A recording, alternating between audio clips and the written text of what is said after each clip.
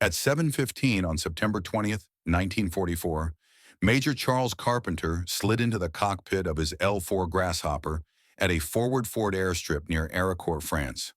A dense blanket of fog clung to the runway, so thick it concealed the advance of German Panther tanks just 3 miles away. At 31 years old, Carpenter was a seasoned artillery spotter with 400 flight hours under his belt, but zero tank kills to his name. The German 5th Panzer Army had just unleashed a ferocious counterattack, fielding 47 Panthers and 30 armored cars that had pinned down Combat Command A of the U.S. 4th Armored Division. Carpenter's mission was straightforward on paper: fly over enemy lines, relay artillery coordinates, and watch as ground troops fought the battle. The L4 Grasshopper was a military variant of the Piper J3 Cub, a flimsy aircraft with fabric wings, a top speed of 85 miles per hour, 2 seats, no armor, and 0 defensive guns. German soldiers dubbed it Maytag Messerschmitt because its 40-horsepower Continental engine droned like a household washing machine. For months, Allied spotters had flown 500 missions a month over France with relative impunity. German troops rarely fired on them. Taking down an unarmed observation plane would betray a unit's position to every Allied artillery piece within 10 miles. A tacit gentleman's agreement that kept pilots alive. But Carpenter had watched that unspoken truce crumble into a pile of burning Sherman tanks and dead American soldiers. 3 weeks prior, near Luneville, his division had lost 41 Shermans in 6 brutal days, with 32 entire crews perishing. German Panthers could spot Shermans from 2,200 yards out. By the time American tank commanders spotted the enemy, Panther's 75mm cannons were already firing. Those shells punched through Sherman frontal armor from 800 yards away, and most crews never had a chance to escape the infernos.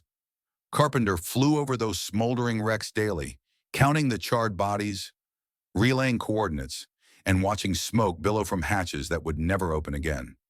His radio crackled with the desperate pleas of ground troops begging for artillery support that arrived too late, too slow, too little.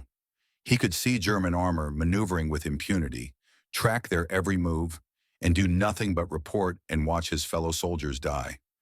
3 months of this helplessness had forged a reckless resolve in Carpenter. 2 days earlier, he'd cornered an ordnance technician and a crew chief at the airstrip with a question that made both men stare at him like he'd lost his mind.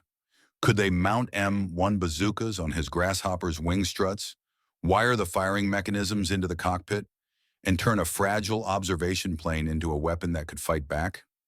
The technician laughed until he saw the unshakable seriousness in Carpenter's eyes.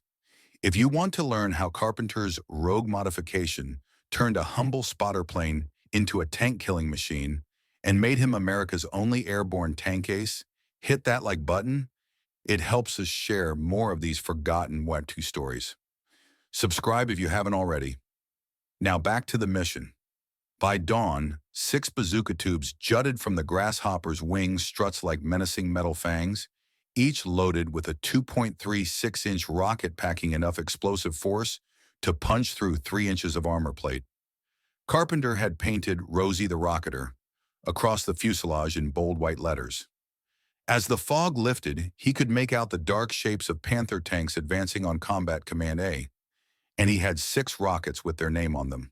The idea had first sparked in Carpenter's mind during the Luneville siege 3 weeks prior. He'd been on a reconnaissance run over German positions when he spotted a column of Wehrmacht supply trucks heading to the front. A perfect artillery target. He radioed the coordinates and waited, but by the time Allied guns zeroed in, the trucks had vanished into the forest, leaving shells to explode on an empty road. That night, in the officer's tent, Carpenter commiserated with 2 fellow L4 pilots, Lieutenant Harley Merrick and Lieutenant Roy Carson. Over drinks, they tossed around a wild idea. What if they armed their Cubs? Not for defense, but for attack. Carson had already tested the concept, strapping 2 M1 bazookas to his wing struts and destroying 2 German supply trucks near Metz. Command hadn't officially approved the modification, but they hadn't banned it either. Patton's Third Army was advancing too fast to wait for bureaucratic red tape. The next morning, Carpenter tracked down Sergeant William Morrison, an ordnance technician from Iowa, a farm kid who could fix anything with a roll of wire and sheer determination. For 2 days, they worked tirelessly to modify the Grasshopper, facing a critical technical hurdle: weight. The L4 had a maximum cargo capacity of just 232 pounds, and a single M1 bazooka weighed 78 pounds.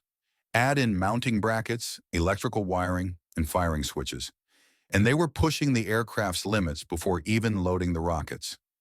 Each bazooka had to be angled 15 degrees upward, a tweak that would give Carpenter a fighting chance during shallow dives, sending the rockets arcing toward targets instead of plummeting straight down, allowing him to pull up and escape return fire. Morrison wired the firing mechanisms to a custom panel installed just left of Carpenter's seat, fitted with 6 toggle switches, one for each rocket. Flip a switch, and a battery sent an electrical charge through copper wires to the bazooka's igniter, igniting the rocket propellant. 2 pounds of thrust launched the projectile down the tube at 280 feet per second. The warhead was the M6 high-explosive anti-tank round, 6.5 inches long, 3.4 pounds, and designed with a shaped charge that relied on the Monroe effect. Upon impact, the copper lining collapsed inward, forming a superheated jet of metal that reached 3,000 degrees Fahrenheit, hot enough to slice through steel like butter. But there was a fatal flaw. German Panther tanks boasted 8 inches of frontal armor, which the M6 rocket could barely scratch. Their side armor was 3 inches, still a stretch, but the top of the Panther's turret and engine deck were just 1.6 inches thick, 40 millimeters. The rocket could punch through that, which meant Carpenter had one option: attack from above, dive on German tanks, fire his rockets, and yank the aircraft upward before German machine guns shredded his fabric wings. Morrison ran the numbers. At 80 miles per hour in a dive, Carpenter would have just 3 seconds to line up his shot, 3 seconds to fire, and 3 seconds to pull up before crashing into the ground or being torn apart by enemy bullets. The Grasshopper had no armor. One machine gun round through the engine would send Carpenter into an uncontrolled spiral. One hit to the fuel tank would turn the plane into a fireball. Morrison stepped back, eyed the modified aircraft, and asked the question hanging in the air: "You sure about this?" Carpenter thought of the 32 tank crews who'd burned alive at Luneville, of the desperate voices on his radio begging for help that never came. Without a word, he pushed the throttle forward. The Grasshopper's engine sputtered to life, and the plane lurched down the runway. Carpenter spotted his first target at 800 yards, a Panther tank lumbering northeast along a tree line, its turret rotating as it scanned for American positions. Behind it, 4 more Panthers rumbled in formation, flanked by half a dozen armored cars, the entire German column stretching nearly 800 yards across the countryside. His hands shook as he gripped the controls. He'd never fired a weapon from an aircraft, never attacked anything more dangerous than a supply truck. Now he was diving straight at 5 tanks that could erase him with a single machine gun burst. The Grasshopper descended through 800 feet, then 700, then 600. At 500 feet, the Germans spotted him. A Panther's hull-mounted machine gun opened fire, tracer rounds streaking upward like angry fireflies. Carpenter heard the fabric of his left wing tear. The plane shuddered violently. A bullet had punched through the wing, missing the strut by mere inches. At 400 feet, the lead Panther filled his entire field of vision. He could see the tank commander standing in the open hatch, pointing frantically at the sky and shouting orders to his crew. Carpenter flipped the first toggle switch. Nothing. He flipped it again. Still silence. A wiring failure, a dead battery, a mistake Morrison had made in the rush to modify the plane. At 300 feet, the Panther's turret swung toward him. That 75-millimeter cannon could swat his Grasshopper out of the sky like a gnat. Carpenter's heart hammered in his chest as he flipped the second switch. The bazooka roared to life. The rocket screamed from the tube, leaving a trail of white smoke in its wake. The recoil sent the Grasshopper lurching sideways. Carpenter fought the controls to steady the plane, his eyes locked on the target. The rocket struck the Panther's engine deck dead center. A blinding explosion erupted, sending shrapnel spinning through the air. Black smoke billowed from the tank's engine compartment, and the Panther ground to a jarring halt. The commander dove into the turret, and the hatches slammed shut. 1 tank immobilized, 5 rockets left. Carpenter wrenched the control stick back. and the Grasshopper groaned under the G-forces as it climbed. More machine gun fire raked the sky around him. Bullets whipped past the cockpit, and one shattered his instrument panel, sending glass and metal shards spraying across his lap. At 800 feet, he banked hard left and saw that the remaining Panthers had scattered. German commanders had realized this was no harmless observation plane. This flimsy little aircraft had teeth. Carpenter circled back, scanning the ground for his next target. An armored car was racing toward a stone farmhouse, desperate for cover. He pushed the nose down, initiating his second dive. 600 feet, 500, 400. He flipped the third switch, direct hit. The armored car erupted in a fireball, its ammunition cooking off in a series of secondary explosions that tore the vehicle apart. But two problems quickly emerged. First, firing two rockets had thrown the Grasshopper off balance. The right wing was now heavier than the left, and Carpenter had to fight the controls constantly to keep the plane level. Second, every German soldier on the ground now knew he was a hostile target. A Panther's main gun fired. The shell passed so close, Carpenter felt the pressure waves slam into the plane. His ears rang, and the Grasshopper bucked like a wild horse. For a split second, he thought he'd been hit, but the controls still responded, and the engine kept running. At 300 feet, he flipped the fourth switch. The rocket missed, slamming into the dirt 20 yards from a Panther, showering the tank with dirt and shrapnel, but failing to penetrate the armor. Carpenter had two rockets left, and he was running out of altitude. He pulled up, leveling off at 1,000 feet. His fuel gauge read half empty. He'd been in the air for 20 minutes, but it felt like 20 hours. Then he saw them, the trapped support units of Combat Command A, huddled behind a low ridge, 40 men facing certain death as German Panthers closed in. In 5 minutes, they'd be either dead or prisoners. Carpenter turned south, pushed the throttle to the max, and the Grasshopper screamed back toward the airstrip at 90 miles per hour. He needed more rockets, and he was going back for a second run. He landed hard at the forward airstrip, the plane bouncing twice before skidding to a stop. Morrison was already sprinting toward him with a team of ordnance handlers. "How many?" Morrison yelled over the whine of the idling engine. "Two confirmed," Carpenter shouted back. "Maybe three. Need to reload, now." Morrison's crew moved with the precision of a well-oiled machine. They'd practiced this drill dozens of times. 6 men worked in unison. One held the bazooka tube steady, another slid a fresh rocket into place, a third secured the electrical connection, then moved to the next launcher. Carpenter never shut off the engine or climbed out of the cockpit. He just sat there watching the clock tick away. Every second mattered for the men trapped at Airport. 1 minute and 40 seconds later, Morrison gave him a thumbs up. Carpenter released the brakes.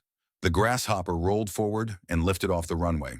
12 minutes after his first attack, he was back over Airport, and the situation had shifted dramatically. The immobilized Panther still smoldered, but the remaining German tanks had regrouped, forming a defensive perimeter around the trapped American support crews. German infantry had dismounted from their armored cars, advancing through a wheat field toward the ridge. Carpenter approached from the east, with the morning sun at his back, blinding the German gunners. They didn't see him until he was 600 feet overhead. He fired his 2 remaining rockets in quick succession. The first missed, striking the ground between 2 armored cars. The second hit in Sakfadihi, 251 half-track dead center. The vehicle's fuel tank exploded, sending a wall of flame racing across the wheat field. German infantry scattered in panic. The trapped American soldiers saw their chance, fired up their trucks, and broke cover, speeding toward friendly lines as Carpenter made another pass. His last 2 rockets were gone, but the damage was done. The German attack had stalled. The Panthers began withdrawing, falling back toward their own lines. The American support crews were safe. Carpenter returned to the airstrip, landed, and shut off the engine. He sat in the cockpit for 5 minutes, his hands still shaking uncontrollably. Morrison approached cautiously. "You okay?" Carpenter nodded. "Reload again." That afternoon, Carpenter flew a third sortie, locating a German supply column near Nancy and destroying 2 more trucks. When he landed, a crowd of 15 people was waiting for him at the airstrip. Word had spread like wildfire. A major was attacking tanks in a Piper Cub. Pilots, ground crews, and even a Stars and Stripes correspondent named Wes Gallagher had gathered to see the madman who'd turned a fabric plane into a tank killer. By evening, Major General John Wood, commander of the 4th Armored Division, arrived at the airstrip determined to see the bazooka-equipped Grasshopper for himself and meet the pilot who'd saved 40 men and halted a German counterattack. Wood asked one question: can other pilots do this? Carpenter's answer was simple: yes, if they're willing to fly low and get shot at. Within a week, 3 more L4 pilots had bazookas mounted on their planes: Lieutenant Ralph Whittle, Captain James Parker, and Lieutenant George Wilson. None matched Carpenter's success rate, but they proved the concept worked. A $20,000 observation plane could disable tanks that cost $200,000 apiece. The German High Command took notice. On September 25th, they issued a new order. All American liaison aircraft were now priority targets. Cubs fitted with underwing weapons were to be shot down on sight. The gentleman's agreement was over, and Carpenter had just painted a bullseye on every L4 Grasshopper in France. October 3, 1944. A German flak gunner near Metz watched an American L4 Grasshopper approach at 800 feet. It looked like a standard observation plane, harmless, unthreatening. The gunner tracked it through his sights but held his fire. Revealing his position would bring a rain of Allied artillery down on his unit within minutes. Then he saw the metal tubes protruding from the wing struts. He opened fire, 20-millimeter shells tearing through the sky. The Grasshopper banked hard and escaped, but the message had been sent. That evening, Luftwaffe intelligence in Nancy received a chilling report. American liaison aircraft were now armed. All Cubs were to be treated as hostile. German tank commanders were issued new standing orders: engage American observation planes on sight, use machine guns, use main guns, whatever it took. Do not let them get close. Carpenter noticed the shift immediately. Before October, German troops had ignored his Grasshopper. Now, every machine gun in range opened fire the second they spotted him. Flak batteries that once hid their positions now tracked his every move across the sky. Panzer turrets swung toward him instead of focusing on ground targets. On October 5th, a Panther fired its main gun at Carpenter from 900 yards. The shell missed by 30 feet, but the Germans were learning. They'd figured out that a 75-millimeter high-explosive shell didn't need a direct hit to destroy a fabric plane. The blast wave alone could tear it apart. Carpenter adapted. He started flying lower, 50 feet above the ground, using tree lines and ridge lines for cover, attacking from angles the Germans never expected. The enemy anticipated strikes from above. Carpenter came at them from the sides, from behind ridges, even down river valleys, popping up out of nowhere to hit supply depots before vanishing again. He also upgraded his weapons. The M1 bazooka was effective against light armor, but German tanks were getting heavier. The new Panther G had improved turret armor, and Tiger IIs were arriving at the front with plating the M1 rocket couldn't touch. Morrison found a solution: the M9 bazooka. It weighed the same as the M1, but fired the M6A3 heat rocket, which could penetrate 3.9 inches of armor at a 30-degree angle, and, more importantly, was far more reliable. The M1's electrical firing system failed 15% of the time. The M9 rarely malfunctioned. Carpenter's ground crew removed the 6 M1 launchers and installed M9s in their place. The new rockets were slightly heavier, so Morrison recalculated the plane's weight distribution and added ballast to the tail to keep it balanced. The modification took 6 hours, but by October 10th, Rosie the Rocketer was back in the fight. Carpenter destroyed 3 German trucks that day, an armored car on the 11th. On October 13th, he caught a Panther with its hatches open, crew members standing outside smoking cigarettes. They didn't hear the Grasshopper's faint engine until it was 200 yards away. Carpenter fired from just 100 feet. The rocket struck the engine deck, and the tank erupted in flames. That kill brought his official total to 4 tanks destroyed. Unofficially, ground crews and observers claimed he'd hit at least 8, some damaged, some abandoned by their terrified crews. The Germans started calling him Der Verrückte Major, the Mad Major. Radio intercepts picked up panicked warnings from panzer commanders. When you see an L4 with underwing tubes, alert nearby units immediately. The small plane with rockets? Avoid it if you can. Shoot it down if you can't. Carpenter told the Stars and Stripes reporter, "The word must be getting around. Every time I show up now, they shoot at me with everything they've got. They never used to bother Cubs. Guess the bazookas are bothering them a bit." Then on October 18, 4th Armored Division Intelligence received alarming reports. A massive German buildup near Airport, with 40 to 50 tanks massing for a counteroffensive to retake Nancy. Carpenter would be right in the thick of it. October 19th, 1944, 0530 hours.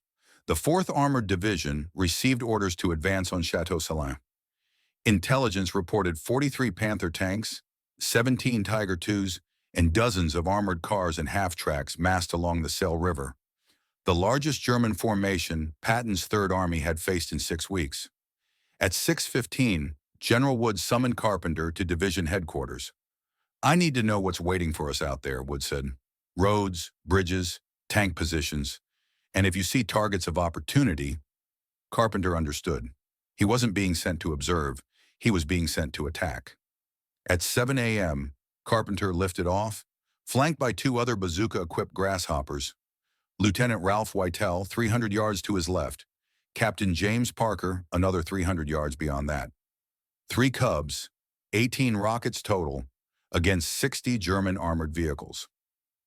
They found the enemy at 7:40.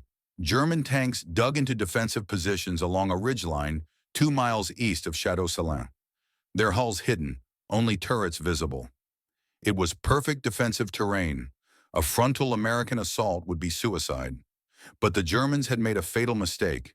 They'd positioned their tanks facing west, focused on repelling ground attacks. They weren't watching the sky. Carpenter circled north, came around behind the ridge and approached from the east, with the morning sun at his back, blinding the German gunners. They never saw him until he was 400 feet directly above their positions. He fired all 6 rockets in 15 seconds. 3 hit, 2 Panthers, and 1 Tiger II. The rockets pierced the thin top armor. 1 Panther burst into flames instantly, the Tiger II's engine seized up, and the 3rd tank's turret jammed solid. Whitell and Parker followed Carpenter's lead, diving in and firing their rockets. Between the 3 aircraft, they scored 12 hits.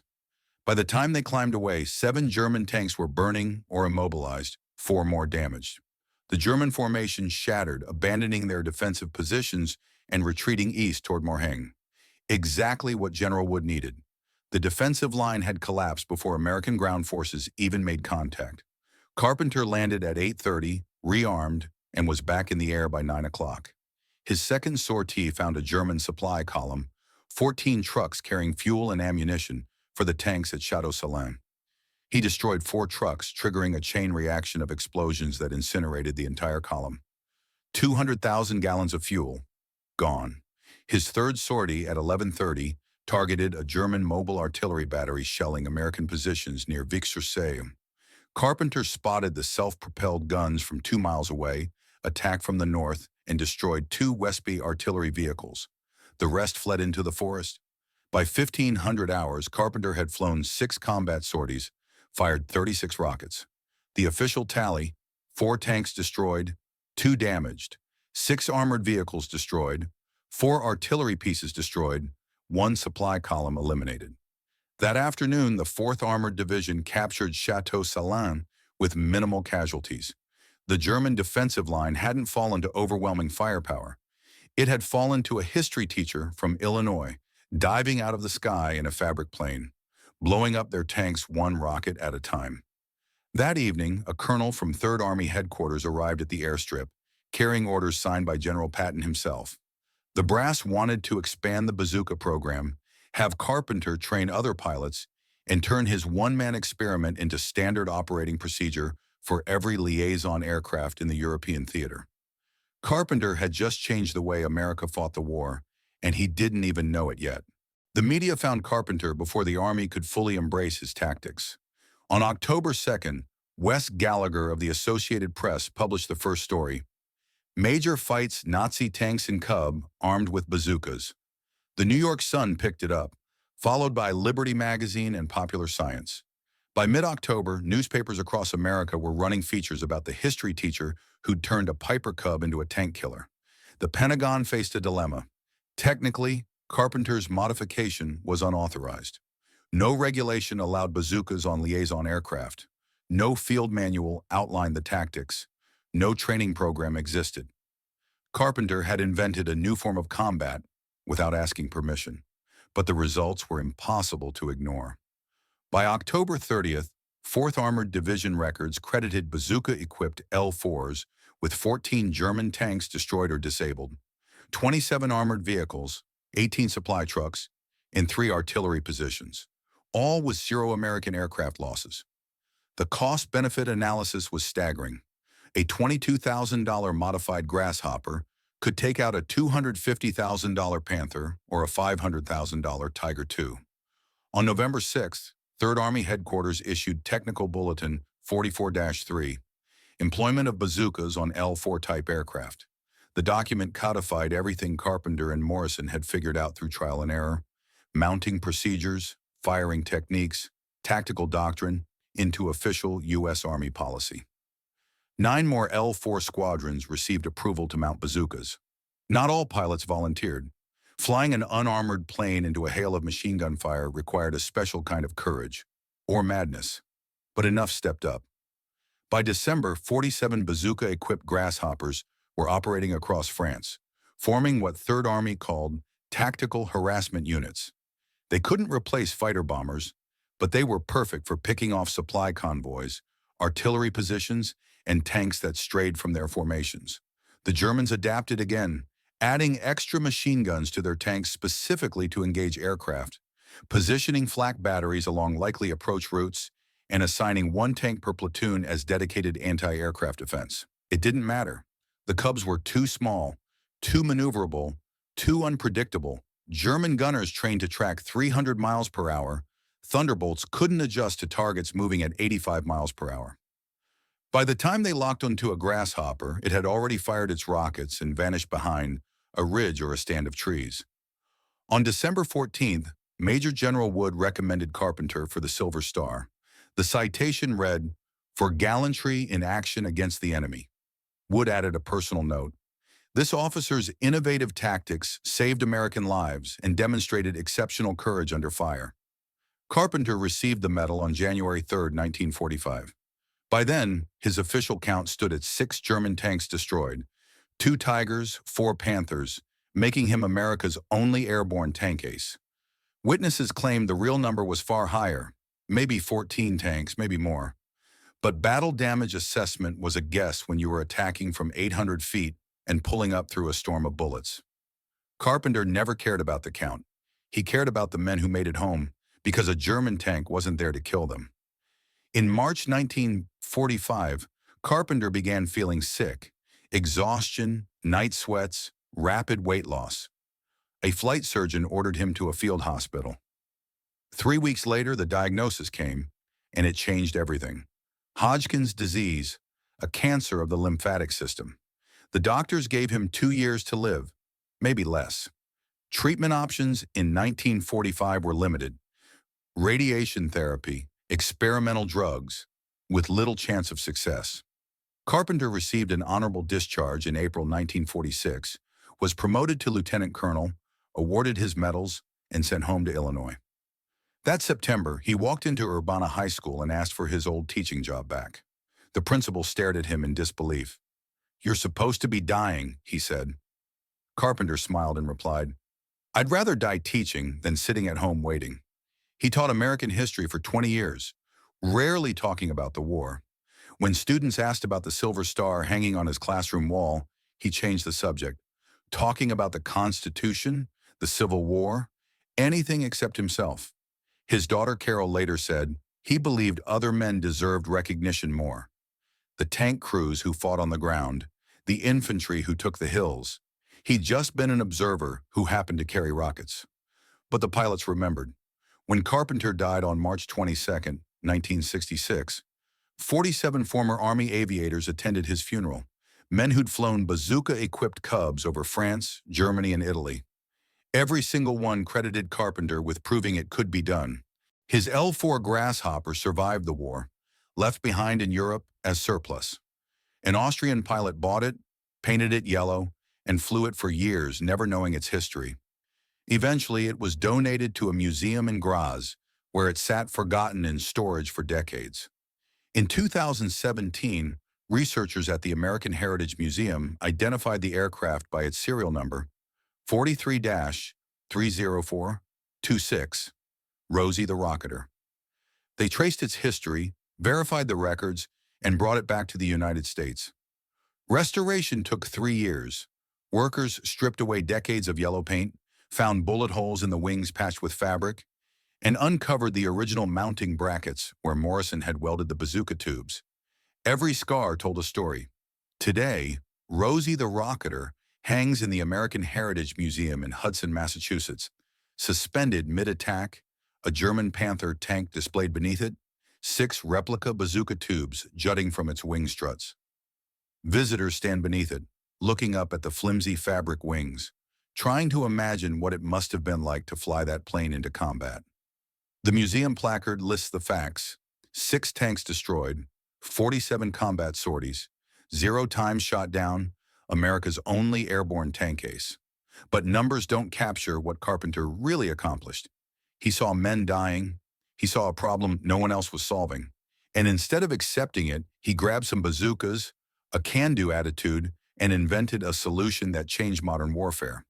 The U.S. Army's current doctrine for attack helicopters, low-altitude strikes, standoff weapons, hit-and-run engagements, traces its roots directly to Carpenter's tactics. Every Apache pilot flying today owes a debt to a history teacher who refused to believe that observation planes had to be defenseless. If this story moved you the way it moved us, hit that like button. Every like tells YouTube to share this forgotten hero story with more people. Subscribe and turn on notifications. We're rescuing stories like this from dusty archives every single day.